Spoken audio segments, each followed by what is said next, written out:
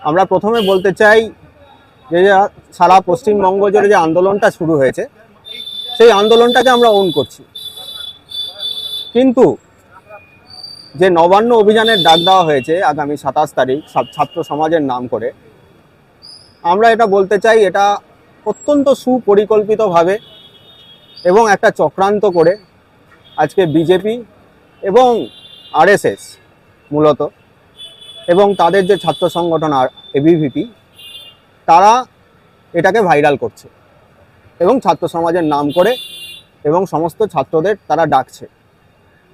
আমরা প্রথম কথা আমরা বলতে চাই আমাদের সুনির্দিষ্ট কিছু দাবি আছে এবং এই দাবিগুলো আমাদের নয়, এই আন্দোলন থেকে উঠে এসছে।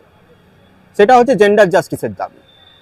2012 সালে নির্ভয়া কাণ্ডের পরে দিল্লিতে বেশ কিছু দাবি উঠে এসেছিল, তার ফলে জাস্টিস ভার্মা কমিটি সুপারিশ তৈরি হয়েছিল, রেকমেন্ডেশনসগুলো তৈরি হয়েছিল এবং আমরা এখনও দেখেছি যে এখনও পশ্চিমবঙ্গ তথা সারা ভারতবর্ষের বিভিন্ন জায়গায় আইসিসি তৈরি হয়নি, জিএস ক্যাশ নেই এবং এই ঘটনা যেটা ঘটেছে অত্যন্ত মর্মান্তিক ঘটনা। সেই ঘটনায় যারা দোষী তারা এখনও ঘুরে বেড়াচ্ছে, তাদের অবিলম্বে গ্রেপ্তার করা হোক, সেটা আমাদের দাবি আছে।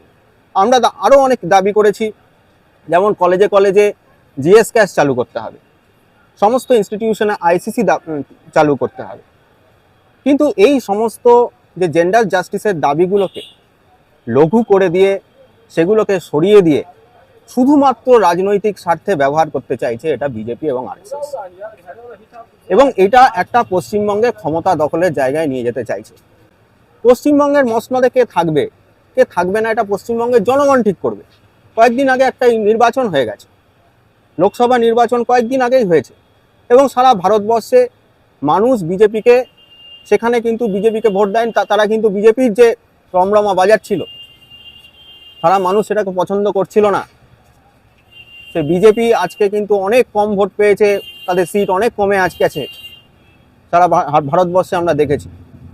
পশ্চিমবঙ্গ তাদের দখল করবার তাদের যে গেম প্ল্যান তারা দীর্ঘদিন ধরে করে আসছে, কিন্তু পশ্চিমবঙ্গের মানুষ এই ফ্যাসিস্ট শক্তিটিকে এখন অবধি জায়গা দেয়নি।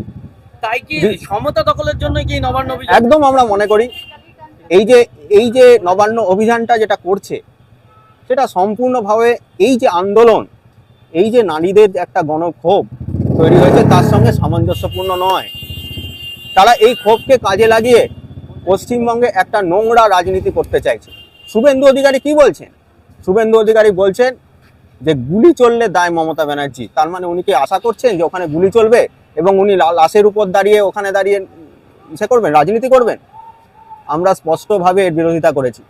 আমরা বিপ্লবী যুব অ্যাসোসিয়েশনের পক্ষ থেকে গতকাল প্রেসের সামনেই সেটাকে জানিয়েছি, প্রেস রিলিজ দিয়ে জানিয়েছি। আমরা আগামী 27 তারিখ যে চক্রান্ত করে যে একটা বড় অংশে যে ছাত্র যুবকে তারা নিয়ে গিয়ে গুলির মুখে তার কাছে এমন কিছু একটা ঘটাতেই পারে, তারা, আমরা বিজেপি নামক শক্তিটাকে চিনি, তারা এমন একটা কিছু ঘটাতেই পারে যে যেখান থেকে গুলি চলে গেল, কিছু ছাত্র মারা গেল। শুভেন্দু অধিকারী কি চান সাধারণ ছাত্ররা মারা যান? এমনকি তাদের কর্মীদের উদ্দেশ্য আমরা বলবো যে তাদের নেতা চাইছে যে তাদের উপরে গুলি চলুক এবং তাদের লাশের উপর দাঁড়িয়ে শুভেন্দু অধিকারী, সুকান্ত মজুমদাররা রাজনীতি করবে। যে বিজেপি একটি সম্পূর্ণভাবে পুরুষতান্ত্রিক ব্রাহ্মণ্যবাদী একটি দল। আজকে দাঁড়িয়ে উন্নাওতে কি হয়েছে, কাঠুয়াতে কি হয়েছে, এবং এই ঘটনা মানে আরজিকরের ঘটনা যখন সামনে এলো তারপরে আমরা দেখেছি আমাদের পশ্চিমবঙ্গে নন্দীগ্রামে কি হয়েছে। নন্দীগ্রামে এই বিজেপির লোকেরাই একজন মহিলাকে অত্যন্ত অপমানজনকভাবে বিবস্ত্র করে তাদেরকে প্যারেড করিয়েছে বলে আমরা শুনতে পাচ্ছি। তাই জন্য বিজেপির কোনো নৈতিক অধিকার নেই। বিজেপি এই গোটা যে জেন্ডার জাস্টিসের কোয়েশ্চেনটাকে তারা ব্যবহার করছে তাদের ক্ষুদ্র রাজনৈতিক স্বার্থ, তাদের ফ্যাসিস্ট রাজনৈতিক স্বার্থ চরিতার্থ করবার জন্য। এর বিরুদ্ধে সমস্ত সাধারণ মানুষ, সমস্ত ছাত্র সমাজ তাদেরকে ঠিক করতে হবে তারা কি চাইছে, এবং আমরা পরিষ্কারভাবে সমস্ত ছাত্র সমাজের কাছে বলতে চাই যে 27 তারিখ এই কলটিকে বয়কট করুন। এই কলের সঙ্গে কোনো নারী আন্দোলনের যোগ নেই, পশ্চিমবঙ্গের কোনো গণতান্ত্রিক ছাত্র যুবর কোনো সম্পর্ক নেই। এই কলটিকে আপনারা সবাই মিলে বয়কট করুন এবং আপনারা বিজেপি এবং আরএসএস এর চক্রান্তে পা দেবেন না, এটা আমরা পরিষ্কারভাবে বলতে চাই। আপনার নাম পরিচয়? আমার নাম রণজয় সেনগুপ্ত, আমি বিপ্লবী যুব অ্যাসোসিয়েশনের পশ্চিমবঙ্গ রাজ্য সেক্রেটারি।